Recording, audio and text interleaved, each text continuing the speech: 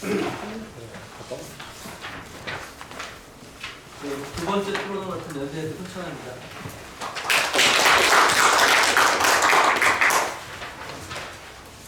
존경하는 그 송홍렬 교수님과 이한선 교수님 중간에서 이렇게 발표하는 건 참 일생의 영광으로 생각을 하겠습니다. 제가 재작년하고 작년에 각 논문 한 편씩 삼성물산 사건에 대해서 논문을 쓰게 된 한 6개월씩 걸렸는데 참 어려웠던 그런 지점이 뭐였냐 하면은 일단 두 가지, 그러니까 경북대 이상훈 교수님이라고 이렇게 또 이렇게 연구를 많이 하신 분이 계신데 실정법 물신주의라는 말을 하시고요. 저는 오늘 또 거기다가 또 실감 물신주의라는 걸 좀 하나 좀 포함을 해드리고 싶은데, 일단 실정법에서 적법한 범위 내에서 벌어지는 이제 상황이 발생을 하는데, 이게 실질적인 관점에서 보면은 문제가 있는 그런 상황이기 때문에 법학자들이 보기에 참 다르게 까다로운 부분이 좀 있는 것 같습니다. 그래서 뭔가 위법적인 요소를 찾기가 쉽지 않은 그런 이제 상황에서 이전에 이제 삼성물산 케이스가 있었고, 조금 더 이제 멀리 올라가면은 합병 비율의 그 공정성에 관한 판례가 처음 나온 게 남한재지 사건이었는데, 남한재지 사건도 비슷한 케이스라고 이해를 하셔도 될 것 같습니다. 일단 우리나라의 합병 현황에 대해서 송 교수님께서 말씀해 주셨지만은 보시면 아시겠지만 거의 대부분 대부분 보시면은 그 계열회사 간 합병이 98%를 차지하고요. 나머지 2%만 이제 결국에는 합병을 M&A 방식으로 이용을 하는 그 현황이 있습니다. 일단 이거 보시면 이게 공정위 그 통계이긴 하지만 그 경향성은 충분히 보여줄 수가 있다고 생각을 하고요. 결국엔 M&A 수단보다는 그 기업 집단 내 조직 개편 수단으로서 사용하고 있는 것이 거의 대부분인 거고, 그 이유는 결국에는 이 회사를 지배하고 있는, 보통 우리가 동일인이라고 하는, 공정거래선 동일인이라고 하는 지배주주의 지분이 희석이 되기 때문에 합병제도를 이용할 수가 없게 되죠. 합병제도의 가장 큰 장점은 돈 없이 합병을 할 수가 있는 거거든요. 다운카코 말씀을 송 교수님 하셨지만은 그 다운카코가 어느 일방에게 돈을 주지 않고 합병을 했기 때문에 그에 관한 이득을 충분히 누릴 수가 있었다고 저는 생각을 하는데, 그게 이제 둘 다 회사에게 지배주주가 있는 경우에는 절대로 불가능한 거래 구조라고 생각을 하시면 될 것 같습니다. 그래서 이제 그 계열회사간 합병을 왜 하느냐, 거의 대부분 그 지배구조 승계를 위한 합병이 많이 있는 것 같고요. 그리고 경영상 필요에 의한 조직 개편 목적의 합병도 충분히 있을 수는 있다고 생각을 하는데, 일단 지배구조 승계를 위한 합병은 삼성물산 사건이 가장 대표적인 사건이었던 거죠. 이거는 대법원 합병의 본질에 관해서는 대법원에서 인정을 한 것이니까 그걸 전제로 해서 말씀을 좀 드리도록 하겠습니다. 자, 이렇게 이제 그 계열회사가 합병을 할 때는 결국엔 이해관계 충돌이 문제가 발생을 하고, 결국에는 이제 소수주주에서 지배주주를 부의 이전이 발생을 할 수 있는 가능성이 이제 생기게 됩니다. 그 취지는 뭐냐면 지배주주 지분율이 높은 기업의 가치를 높게 평가를 하고, 지배주주 지분율이 낮은 기업 가치를 낮게 평가를 하면은 유리한 구조를 만들 수가 있기 때문에 그렇게 됩니다. 그래서 이제 합병 비율이라는 것이 결국에는 이제 이해관계자들에게 영향을 상당히, 이제 회사 이해관계자들에 상당히 영향을 미치기 때문에 이들에 대한 보호가 상당히 필요한 부분이 있고요. 그래서 상법에서 상당히 합병 계약서를 강제를 하고 여러 가지 이제 그 조치를 취하고 있습니다. 그 중에서 이제 제일 중요한 게 역시 합병 비율이 이제 되는 거고요. 합병 비율도 결국에는 합병 가액을 산정하는 방식으로 해서 합병 비율이 이제 전자적 기재 사항이 되는데, 자, 이거는 이제 주식의 이제 그 교환에 대한 대가라고 이제 보시면 될 것 같습니다. 그러니까 이제 소멸회사를 기준으로 하면 소멸회사 주주가 그 소멸회사의 모든 것을 넘기는 대가의 가격으로 이제 보실 수가 있는데, 자, 이런 대가를 결정하는 과정에서 이제 주주 같은 경우에는 합병 비율에 관해서 가부만을 결정할 수 있지, 그 이외에 이제 의사결정 권한을 행사할 수가 이제 없게 됩니다. 자, 결국엔 이런 어떤 단체법상의 어떤 특수성으로 인하여 합병 비율의 공정성을 보장을 하는 것이 회사법에서 상당히 중요한 문제가 되고, 우리 판례도 일단은 합병 비율의 현저한 불공정의 경우에는 합병 무효를 삼고 있습니다. 근데 이제 뭐 발표자분께서 이제 말씀을 하셨지만은 일단 우리 그 합병 비율 산정 근거가 약간 좀 분화가 되어 있죠. 그래서 이게 자본시장법 시행령에 의한 것인데, 이게 그 상장회사하고 상장회사, 상장회사, 비상장회사는 자본시장법 시행령에 의해서 산정이 되고, 비상장회사와 비상장회사는 관련 규정이 없는데 판례에 의해서 뭐 판례가 하나 있습니다. 자, 일단 이렇게 봤을 때 그 상장회사는 일단 시가 기준으로 하고 있고요. 비상장회사는 가중 선진평균 방식을 사용을 하고 있는데, 그 옛날에 이제 미국에서 사용을 했다고 하는 그런 방식과 좀 유사한 것으로 이제 보여집니다. 자, 그 일단 우리가 자본시장법 시행령과 자본시장법 165조의 제1항이 이제 근거 규정인데, 여기서 뭐라고 되어 있냐면은 주권 상장법인이 다른 법인과 합병하려면 대통령령으로 정하는 요건, 방법 등입니다. 등의 기준에 따라야 한다라고 되어 있어요. 이렇게 해놓고서 이제 합병 비율을 정했는데, 뭐 개인적인 생각으로는 이거는 절차와 관련된 내용을 위임을 한 것이지 실체와 관련된 내용을 위임한 것이라고 볼 수 없다라는 것이 제 개인적인 사견이지만, 헌법재판소는 이걸 합헌으로 보고 있습니다. 일단 그렇기 때문에 일단 여기에 대해서는 제가 왈가왈부하지 않고 넘어가도록 하겠습니다. 그리고 합병 비율의 산정 근거와 관련돼서는 일단 대법원 판결 많이 알고 계시지만은 그 자본시장법 시행령에 따라서 산정된 합병 가액은 특별한 사정이 없는 한 현저하게 불공정한 합병 계약은 무효로 된다고 볼 수 없다는 것은 일단 합법성을 추정을 하고 있고 공정성도 추정이 된다고 보실 수가 있을 것 같습니다. 자, 이게 이제 결국에는 이게 남한재지 사건인데요. 이 판결의 취지가 그대로 이제 삼성물산 그 판결로 이어지는 그 판결이라고 좀 보시면 될 것 같습니다.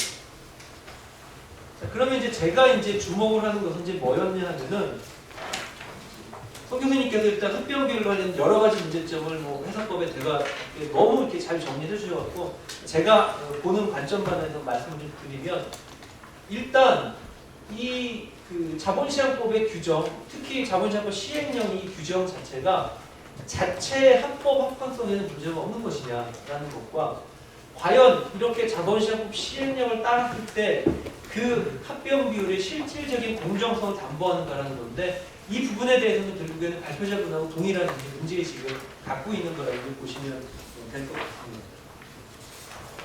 저는 그냥 결론적으로 말씀드리면 자본시장법 시행령 규정이 위헌이다라고 좀 생각을 합니다. 그 이유는 뭐냐면은 입법으로 정해야 될 것을 시행령에다가 정했다. 그게 이제 헌법에서는 의회 유보 원칙이라고 하는데, 이 부분에 관련된 위반이 있다라고 저는 생각을 합니다.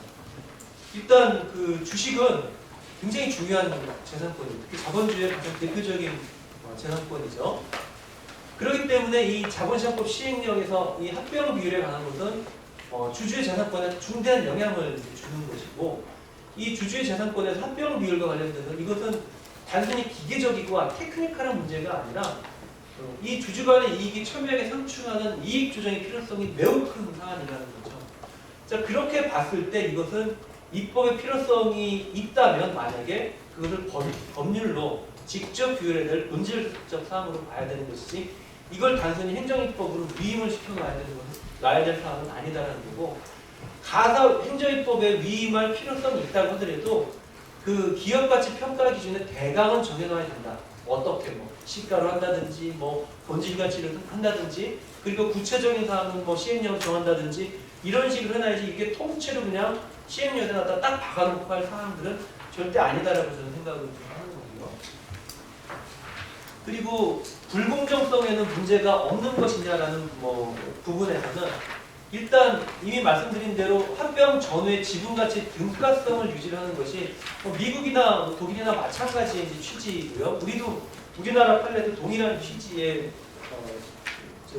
판시를 하고 있는데요. 자, 이거는 뭐냐면 일단 재산권의 문제이기 때문에 합병 비율의 공정성은 다수 계열의 승인으로도 대체할 수가 없는 뭔가 공정성의 요청이 일단 있는 걸 전제로 해야 될 것 같아요. 자, 그렇기 때문에 재산권 보장의 측면에서 우리가 좀 살펴봐야 되는데, 자, 소멸회사 주식에 대해서는 우리가 가치 보장을 해주는 겁니다.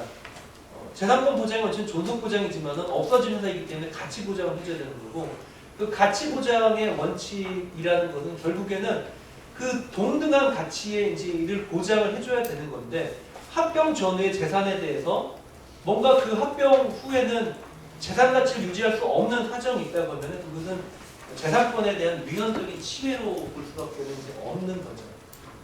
자, 그럼 어느 경우에 이제 그 재산권의 위헌적 침해가 발생되면 정당한 보상을 해주지 않을 때 발생을 하게 되는데, 그 재산권의 정당한 보상이라는 재산 가치 보장이라는 거고요. 자, 그러기 위해서는 일단은 원칙적으로 소멸회사 주주에게 그 소멸회사의 청산 가치 이상은 보장을 해줘야 되는 것이 아니냐라는 것이 저 개인적인 사견입니다. 단독 견해이긴 한데, 일단 도산을 하면은 파산할 때는 이 청산 가치를 보장을 해줘요. 회생에서는 계속 가치를 원칙으로 판정을 하지만, 자, 합병하고 청산을 같이 이제 비교적으로 해보면은 합병을 할 때 청산 가치를 보장을 안 해주고요. 근데 청산을 할 때는 청산 가치를 보장을 해줘요. 그러면 일단 그냥 이 그 회사의 주주 같은 경우에는 이 회사를 현재 상태, 그 상태대로라면은 청산시키고서 돈을 받는 게 훨씬 더 나은 선택인 거죠. 그런 차원에서 봤을 때는 결국엔 재산권 보장에서 상당한 문제가 있을 수가 있다. 그것이 다수의 주주가 합병에 동의를 했다고 하더라도 그 소수 주주의 재산권을 침해할 수는 없는 것이다 라는 것이 기본적인 입장인 거죠. 따라서 이런 어떤 청산가치 보장의 측면을 한번 좀 살펴봐야 되는데, 이것은 늘 보장이 된다는 취지는 저는 아니에요. 일단 원칙, 청산가치의 원칙적 보장이 필요합니다. 자, 자산가치, 청산가치는 기본적으로 기업가치하고는 큰 관계가 없을 수도 있어요. 왜냐하면 이거는 과거의 성과에 대한 기준이기 때문에 그 합병이라서 기본적으로 미래 가치를 생각을 해야 되기 때문에 수익 가치를 기본으로 하는 것이 맞지만, 일단 그 수익 가치 부분에서 뭔가 앞으로 이 회사는 운영될수록 현재 자산 가치를 까먹고 이 회사 망해버리고 말 거라는 비관적인 전망이 없고, 일단 수익 가치가 일정하게 유지되는 상황에서 자산 가치가 시가 밑으로 간다라고 하게 되면은, 그런 경우에는 일단 뭔가 이게 시가가 이 자산 가치, 그 회사의 객관적 가치를 반영하지 못하는 특별한 사정이 존재하는 걸로 볼 수 있지 않겠느냐. 그러니까 이런 경우에는 일단 자산 가치를 하나의 이제 일종의 하한으로서의 기준을 삼아서 그 가치 평가를 할 수 있는 것도 방법이 되지 않겠느냐라는 이제 말씀을 드리는 겁니다. 그러니까 원칙적 보장입니다. 그래서 앞으로 이제 이 회사는 운영할수록 망할 회사는 자산 가치 밑으로 기업 가치가 평가될 수가 있는 거예요. 당연히 그렇습니다. 그렇지 않은 그런 일반적인 상황을 제가 말씀을 드리는 거라고 좀 생각을 해주시면 될 것 같고요. 일단 시가주의 문제점에 대해서는 송 교수님도 말씀을 해주셨고 우리 발표자분께서 말씀해 주셨는데, 시가 원칙은 아까 이제 제가 그 증권거래법에 관련된 연역적인 부분을 살펴보니까, 일단 그때 97년도 당시 사정에는 비상장 회사의 가치 평가를 가지고 장난했던 그런 역사가 있었기 때문에 시가라도 한번 그나마 이제 그게 더 낫지 않겠느냐라는 그런 반영, 이제 의사의 그 의도의 반영이었던 것 같은데, 제가 보기엔 일단 저도 송 교수님과 같은 의견인데, 시가는 원칙적인 기준으로서는 충분히 기능을 하되, 아까 말씀드린 대로 그 시가가 본질 가치를 반영하지 못하는 특별한 사정이 있는 그런 상황이라고 하게 되면은, 그런 경우에는 합병 가액을 다른 방식으로 산정을 하는 것이 타당하지 않겠느냐라는 이제 말씀을 좀 드리는 거고요. 미국도 당연히 이제 그 금융계에서 일반적으로 활용할 수 있는 다양한 방법으로 평가를 합니다. DCF를 포함해서 여러 가지 방식으로 사용을 할 수가 있고요. 이전에는 아까 말씀드린 대로 가정산업평가를 어떻게 했는데, 와인버거 케이스에서는 이제 그 기준이 이제 파기가 됐기 때문에 현재 저는 그것이 유병의 기준으로 사용을 이렇게 하기도 하고 안 하기도 하고 옵션화하게 사용이 되는 그런 상황인 것 같습니다. 자, 그렇게 봤을 때 일단은 저는 이제 그 발표자분께 너무 이제 그 부분은 잘 짚어주셨다 생각하는데, 상장사하고 비상장자 주주가 이렇게 합병비율이 달라지는 부분에 있어서는 일단 이것도 주주 간의 재산권 문제의 평등성한 보호 문제가 발생할 수 있지 않겠느냐라는 생각을 하고요. 그 다음에 자본시장법 개정 필요성은 저도 삭제 필요에 좀 동의를 하는 편입니다. 근데 이제 그 발표자분처럼 협상으로 간다는 것은 우리 지금 이해관계자 간 합병이 거의 대부분인 상황에서는 굉장히 위험할 수 있다라는 생각을 좀 하고요. 그런 취지에서 뭔가 규제 방안의 필요성은 좀 인정이 될 수 있고 합병 제도 자체를 송 교수님께서 말씀하신 그런 여러 가지 상황까지 포함해서 한 번 싹 다 손봐야 되지 않겠느냐라는 생각이 드는데 일단은 지금 상황에서는 어떻게 부분을 해결할 것이라는 부분을 아까 말씀드린 대로 청산 가치의 원칙적인 보장이라는 그런 것을 제가 지금 생각을 좀 하고 있는 거고요. 예비적 제한을 봤을 때는 이제 시가나 지금 그러니까 상장회사 같은 경우나 비상장회사는 공이 시가 또는 가중산술평균 방식 중 높은 가액을 하는 것도 한번 검토를 해볼 수가 있습니다. 이거 송 교수님 말씀하신 대로 이게 합리적인 근거가 없어요. 솔직히 말씀드려서. 그런데 개인적으로는 차손이나 차압은 될 수 있지 않겠느냐라는 생각을 드는 거죠. 그래서 둘 중에 높은 가액 정도로 이렇게 하는 것도 한번 방법을 생각해 볼 수가 있을 거고 이것도 근데 사실 입법적인 내용 사항이죠. 그냥 할 수 있는 건 아니고요. 뭐 재무자문 그 관련돼서는 제가 크게 아는 바가 없어서 말씀드릴 건 없고 말씀해주신 내용 중에서 회계법인 지정 제도는 저도 한번 교육을 하는 필요성이 있다라고 생각을 합니다. 그리고 이게 회계 전문가 일반관의 부분은 송 교수님이 지난 마지막에 말씀하신 그 부분이랑 전적으로 동의하는 내용이라고 보시면 될 것 같고요. 그리고 뭐 A사 케이스는 제가 뭐 사실관계를 알 수 있는 게 아니라 이 부분에 대해서는 제가 의견을 생략을 하고 넘어갔고 뭐 일단 뭐 비슷한 문제가 있는지 없는지는 한번 사실관계를 파악을 해야 되고요. 그런 부분들이 있다면 뭐 비슷한 그 동일한 취지가 좀 있지 않겠느냐 이런 정도만 말씀을 좀 드리고 토론을 마치도록 하겠습니다. 감사합니다.